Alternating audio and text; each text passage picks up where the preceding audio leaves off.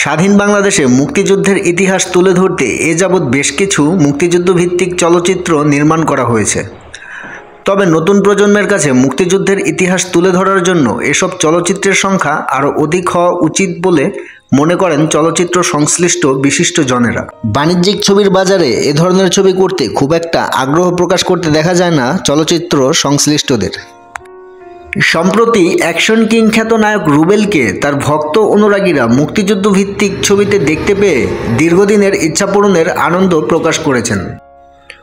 বলছি ৭১-এর একখণ্ড ইতিহাস ছবির কথা, যেখানে রুবেলকে মুক্তিযোদ্ধার কমান্ডার হিসেবে প্রথম কোনো মুক্তিযুদ্ধ ভিত্তিক চলচ্চিত্রে দেখা যায়।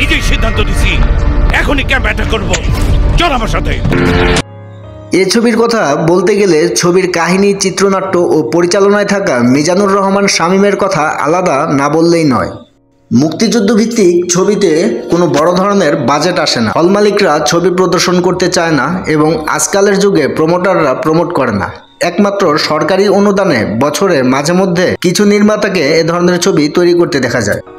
তবে এসব কোনো কিছুর তোয়াক্কা না করে শুধুমাত্র রুবেল ভক্তদের অনুরোধে এবং রুবেলের ক্যারিয়ার সমৃদ্ধ করতে মুক্তিযুদ্ধ ভিত্তিক চলচ্চিত্র ৭১-এর একখণ্ড ইতিহাস তৈরিতে এগিয়ে আসেন নির্মাতা মিজানুর রহমান শামীম। একজন দেশপ্রেমিক বাঙালি বেঁচে থাকা পর্যন্ত আমাদের যুদ্ধ বন্ধ হবে না। আমরা এই দেশকে মুক্ত করে ছাড়বো ইনশাআল্লাহ।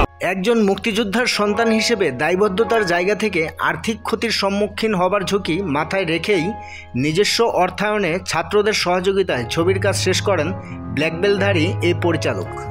সম্প্রতি ছবিটি ইউটিউব চ্যানেলে আপলোড করার পরে ছবির পেছনের গল্প না জানা দর্শকদের একটি অংশ ছবির বাজেট ও কোয়ালিটি নিয়ে নেতিবাচক মন্তব্য করেন।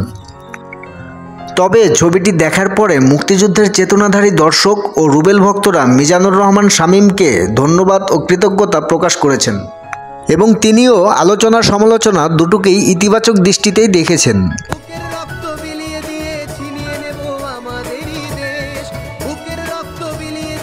রুবেল ছাড়াও এই ছবিতে অভিনয় করেন হাবিব খান, বুসলি, আকাশপ্রদীপ, হৃদয়, গাজী লিটন, রিমি, প্রেয়সী ও একরামুল হক, সেলিম সহ আরও অনেকেই।